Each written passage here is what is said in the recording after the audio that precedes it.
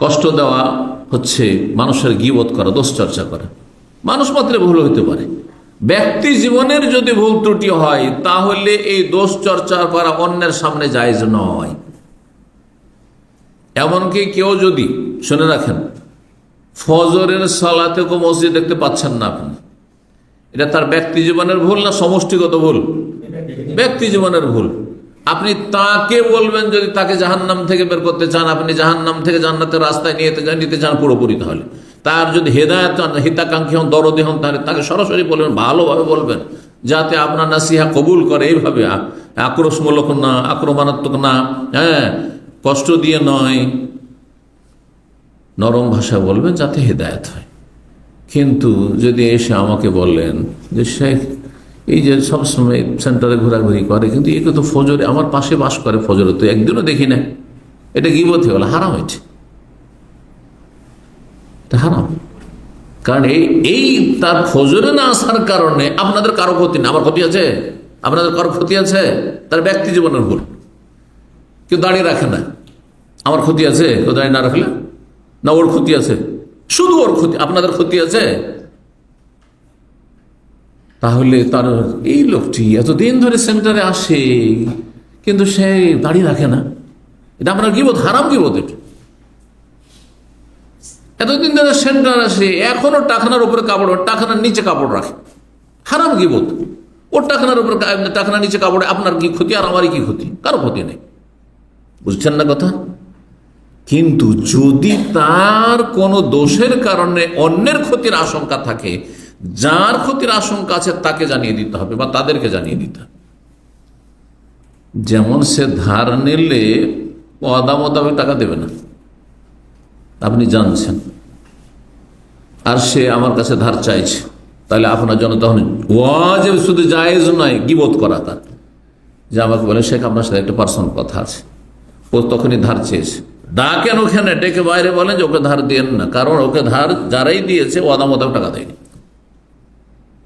বুঝতে পেরেছেন? আরেকজন তার সাথে পার্টনারশিপ ব্যবসা করতে যাচ্ছে, জানছেন যে ও বেঈমান, চরিত্রহীন, টাকা পয়সা মেরে খেয়ে নিবে, আমানত খেয়ানত করবে, তাহলে তখন আপনার গীবত করা ফরজ। এমন নবী রাহমাতুল্লাহ আলাইহি রিয়াজুস সালিহিনে ৬-৭টি জায়গায় গীবত করা কোনো জায়গায় জায়েজ, কখনো ফরজ, হ্যাঁ, হারাম না তখন আর। অথচ গীবত কাবিরা গুনাহ।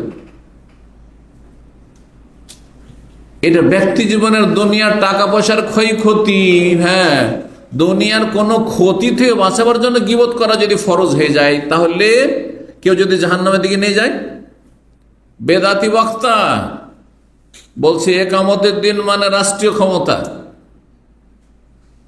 আর তার যদি ভুল ধরে আপনাদের সামনে বলা হয় তো আপনাদের এক শ্রেণীর মূর্খদের মতো বললেন না, ওনাকে কেন বলা হইল না, পার্সোনাল কেন বললেন না? আরে উনি পার্সোনাল করে রেখেছেন, উনি তো সমস্ত লোককে গুমরাহ করেছেন। ইন্নাহুন নাযাল্লাল্লাহ কাসীরা মিনান নাস, অসংখ্য মানুষকে গুমরাহ করেছেন। কানাকা হাইকোর্ট দেখেছেন, আকিমউদ্দিন মানে ক্ষমতা দখল করা, আকিমউদ্দিন মানে ক্ষমতা দখল, কোথায় বলে এটা? 1400 বছরে কোনো মুফাসসির তাফসীর করেনি।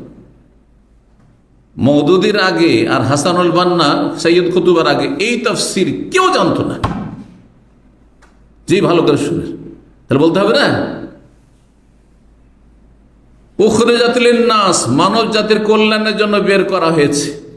এর তাফসীর ইলিয়াসী তাবলীগী চিল্লাওয়ালারা বলছে উখরিজাত লিন-নাস মানে বের হইতে বাড়ি থেকে। কয়দিনের জন্য? বলে চিল্লার জন্য, 40 দিনের জন্য বের হইতে হবে, না পারলে 3 দিনের জন্য বের হইতে হবে। এই ব্যাখ্যা মাওলানা ইলিয়াসের আগে আর কোনো আলেমই করেনি, সাহাবায়ে কেরামের জামানা থেকে আজ পর্যন্ত। কথা বুঝতে পেরেছেন? তাহলে সতর্ক করতে হবে না? তারা কানাকে হাইকোর্ট দেখাবে, হ্যাঁ, কুঁড়ে ঘর দেখে, আর আমি হাইকোর্টটাকে হাইকোর্ট দেখাইতে পারবো না। কথা বুঝতে পারছেন না? তখন সবার সামনে গীবত করা ওয়াজিব, কারণ এটি জান্নাত জাহান্নামের বিষয় রয়েছে, এটি টাকা পয়সার ক্ষয়ক্ষতির বিষয় নয়, এটা ব্যবসা বাণিজ্যে লস খাওয়া, আমানত খেয়ানতের বিষয় শুধু নয়। কথা বুঝতে পারছেন?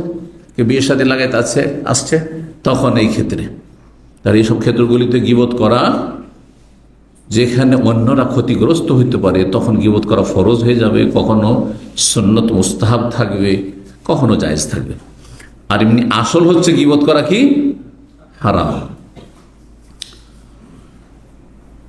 সূরা হুজরাতের 12 আল্লাহ রাব্বুল আলামিন কঠোরভাবে নিষেধ করেছেন গীবত করা মানে মরা ভাইয়ের গোস্ত খাওয়া। মরা মানুষের গোস্ত কেটে কেটে যদি খায় কেউ, তো মরা লোকটি বলতে পারবে যে আমাকে কষ্ট দিও না, হ্যাঁ আমার গোস্তগুলি এভাবে টুকরো টুকরো করে বলতে পারবে? ঠিক ওই রকমই চোখের আড়ালে আছে কোন লোক আর তার সম্পর্কে দোষ চর্চা করছেন, সে কি বলতে পারবে যে আমি এমনটা নই, অথবা আপনি ভুল বুঝেছেন আমাকে বলতে পারবে? অথবা তার কি সংশোধন হইল? কিন্তু সে যদি সামনে থাকতো তাহলে সংশোধন হইত, আপনি ওকে একা বলতেন। ব্যক্তি জীবনে ভুল। এই জন্য মরা ভাইয়ের গোস্তের সাথে তুলনা করা হয়েছে, যেন মরা মানুষ যেমন নিজের পক্ষ থেকে ডিফেন্স করতে প্রতিরক্ষা করতে পারে না, ঠিক তেমনি যেই লোক আপনার সামনে নেয় আর তার দোষ চর্চা করছেন, সে তার বিষয়টি ক্লিয়ার করতে পারবে না, দোষ চাপিয়ে দিলেন তার উপর, দোষী হয়ে থেকে গেল, অথচ দোষী নয় হয়তো, অথবা আপনি ভুল বুঝেছেন আর তাকে আপনি। 4 নম্বর কষ্ট দেওয়া হচ্ছে। 3 জন লোক আছেন অনেক সময় সফর, বিশেষ করে সফরে থাকলে আরো কঠোরভাবে নিষিদ্ধ। এখন এইখানে যদি শুধু 3 জন লোক থাকে, একজনকে বাদ দিয়ে আরেকজনকে বলছেন ভাই আপনার সাথে একটা পার্সোনাল কথা আছে, আর এখানে গুনগুন করে কানে কানে আপনার কথা বলছেন, হ্যাঁ গোপন আলাপ করতে লাগলেন, এটা তো ওই লোকটি কষ্ট পাবে না? হ্যাঁ কষ্ট পাবে যে আমি তাদের মনে হয় শত্রু, হ্যাঁ আমাকে এরা বিশ্বাস করে না, অথবা আমার বিরুদ্ধে ষড়যন্ত্র। যদি সফরে হয়, মরুভূমিতে হয়, তো শয়তান আরো সুযোগ পেয়ে যাবে, তোকে মারবে এখানে, এখানে তো বাঁচাবারও কেউ নেই, ওরা 2 জন যুক্তি করে তোকে মেরে ফেলে দেবে, হবে না? হবে না? জি, সেই জন্য নবী সাল্লাল্লাহু আলাইহি ওয়াসাল্লাম কঠোরভাবে এটাও মানসিক কষ্ট দেওয়া। তাহলে কষ্ট দেওয়া শারীরিক হইতে পারে, কষ্ট দেওয়া মানসিক হইতে পারে, কথার দ্বারা হইতে পারে, বিভিন্ন আচার আচরণ দিয়ে হইতে পারে কষ্ট দেওয়া। এখানে মানসিক কষ্ট দিলেন। আজকাল বলছে মেন্টাল টর্চার, হাতে মারে না, লাঠি দিয়ে মারে না, কেন মানসিক আঘাত করছে, মানসিকভাবে আঘাত করছে। এই মর্মে বেশ কিছু হাদিস রয়েছে। একটি হাদিস রাসূলুল্লাহ বলছেন ইযা কুনতুম সালাসা, তোমরা যদি 3 জন কোথাও থাকো, ফালা ইয়াতানাজা ইসনাদুনা সালিস, 2 জন গোপন আলাপ করছো, একজনকে বাদ দিয়ে আলাদা হয়ে এই কাজটা করবে না। কেন? ফাইন্না যালিকা ইউহজানুহু, এটা ওই ব্যক্তিকে কষ্ট দেবে, তার মনও কষ্ট হবে, হ্যাঁ তার মানসিক একটা কি হবে, তার উপর অত্যাচার হবে, সে মেন্টাল দিক থেকে সে বিভিন্ন দুশ্চিন্তায় পড়ে যাবে যে এমনটা কেন করছে। 3 জন একসাথে হাঁটছেন, আর হাঁটতে 2 জন হাতে হাত দিয়ে বা কাঁধে হাত দিয়ে গল্প করছেন, আর ওকে পেছনে রেখে দিচ্ছেন, ওর সাথে হতে দিচ্ছেন না, আগে হয়ে যাচ্ছেন না পিছনে হয়ে যাচ্ছেন না, এরকম কাজ করবেন না। এইরকমই একজন আরবি বা অন্য ভাষী, উর্দু ভাষী, যে আপনার বাংলা বুঝেন না, আর 2 জন আপনার বাংলা ভাষী, ওখানে আপনার বাংলায় কথা বলিয়েন না, কারণ বিভিন্ন চিন্তা করতে পারে যে কি যে বলছে আমার সম্পর্কে, কি যে বলছে, ও নেগেটিভ ধারণা করতে পারে। এই ক্ষেত্রে এটাও, যদিও তার সামনে কথাগুলি শুনছে কিন্তু কিছু বুঝে না, তো কিছু বুঝে না। এই জন্য অন্য ভাষাভাষী থাকলে তার ভাষায় কথা বলে, একজন আরবিয়ান আছে, একজন উর্দু ভাষী আছে, উর্দুতে কথা বলেন, আরবিতে কথা বলেন, যাতে করে ওর কোনো টেনশন না থাকে।